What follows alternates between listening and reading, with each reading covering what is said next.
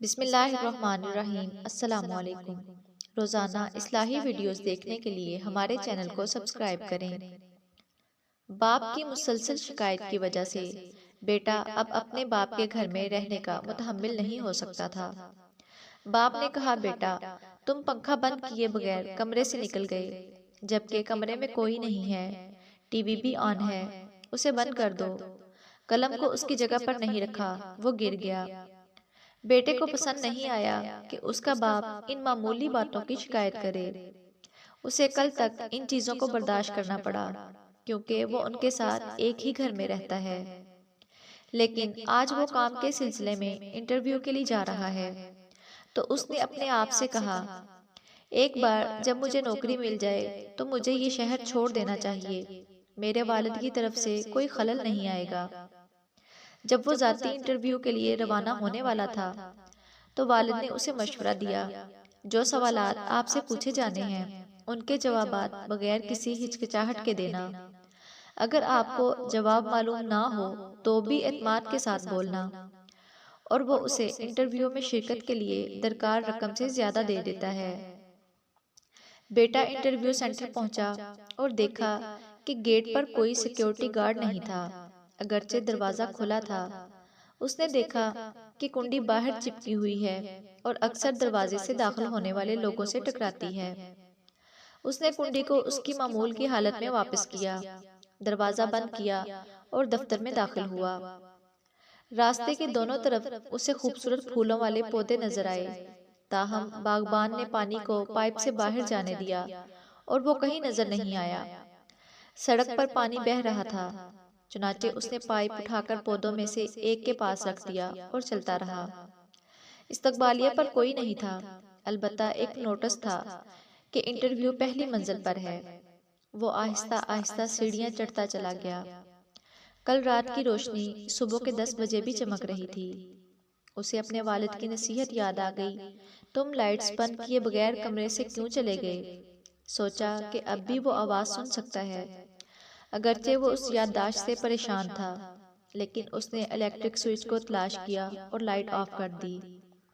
اور اوپر ایک بڑے ہال میں اس نے دیکھا بہت سے نوکری کے درخواست دہندگان اپنی باری کا انتظار کر رہے ہیں۔ اس نے لوگوں کی تعداد دیکھی اور سوچا کہ کیا اسے نوکری ملنے کا کوئی موقع ہے؟ وہ کچھ گھبراہٹ کے ساتھ ہال میں داخل ہوا۔ جب وہ ہال میں داخل ہوا تو اس نے دیکھا کہ خوش آمدید والا بورڈ الٹا کھڑا ہے۔ اس نے بورڈ کو سیدھا کیا اور قسمت بھی غالب آ گئی۔ اس نے دیکھا کہ سامنے کی چند قطاروں میں بہت سے لوگ اپنی باری کا انتظار کر رہے ہیں، جبکہ پچھلی قطاریں خالی تھیں، اور اس نے سیٹوں کی ان قطاروں میں بہت سے مداحوں کو دوڑتے ہوئے بھی دیکھا۔ اس نے اپنے والد کی آواز کو دوبارہ سنا، اس کمرے میں پنکھے کیوں چل رہے ہیں جہاں کوئی نہیں ہے؟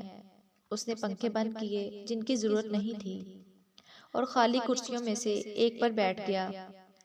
وہ کئی لوگوں کو انٹرویو کے کمرے میں داخل ہوتے دیکھ سکتا تھا اور فوراً دوسرے دروازے سے نکل جاتا تھا۔ انٹرویو میں کیا کچھ پوچھا جا رہا تھا اس کا اندازہ لگانے کا کوئی طریقہ نہیں تھا۔ جب اس کی باری آئی تو وہ جا کر انٹرویو لینے والے کے سامنے کچھ خوف اور پریشانی کے ساتھ کھڑا ہو گیا۔ اہلکار نے ان سے سرٹیفکیٹ لیے اور ان کی طرف دیکھے بغیر پوچھا کہ آپ کام کب شروع کر سکتے ہیں؟ وہ اپنے آپ سے حیران ہوا، کیا یہ انٹرویو میں پوچھے جانے والا کوئی چال والا سوال ہے یا یہ اس بات کی علامت ہے کہ مجھے یہ نوکری دے دی گئی ہے؟ وہ الجھن میں تھا۔ تم کیا سوچ رہے ہو؟ اہلکار نے پوچھا۔ ہم نے یہاں کسی سے کوئی سوال نہیں کیا، ہمیں احساس ہے کہ کچھ سوالات پوچھ کر ہم کسی شخص کی صلاحیتوں کا اندازہ نہیں لگا پائیں گے، تو ہمارا امتحان کسی شخص کے رویے کا اندازہ لگانا تھا۔ ہم نے ملازمت کے درخواست دہندگان کے رویے کی بنیاد پر مخصوص ٹیسٹ ڈیزائن کیے اور سیکیورٹی کیمروں کے ذریعے سب کو دیکھا۔ اہلکار نے مزید کہا، آج آنے والے کسی نے بھی دروازے کی کنڈی، پانی کے پائپ، ویلکم بورڈ، پنکھے یا لائٹس کو ایڈجسٹ کرنے کے لیے کچھ نہیں کیا۔ یہ صرف آپ تھے، اسی لیے ہم نے آپ کو اس کام کے لیے چننے کا فیصلہ کیا۔ اسے ہمیشہ اپنے والد کے نظم و ضبط اور ہوشیاری پر غصہ آتا تھا۔ تاہم اسے اب احساس ہوا کہ صرف نظم و ضبط نے اسے یہ کام کر دیا۔ اس لیے اس کا اپنے والد کے خلاف غصہ بالکل دور ہو گیا اور اس نے فیصلہ کیا کہ وہ اپنے والد کو اپنے کام کی جگہ پر لے آئے گا اور خوشی خوشی گھر کے لیے روانہ ہو گیا۔ ناظرین، ہمیں یہ سمجھنا ہوگا کہ ہمارے والدین جو کچھ بھی ہمیں بتاتے ہیں وہ ہمارے فائدے کے لیے اور ہمیں ایک روشن مستقبل دینے کے مقصد سے ہے۔ اپنے ماں باپ کی عزت کیجیے۔ اللہ حافظ۔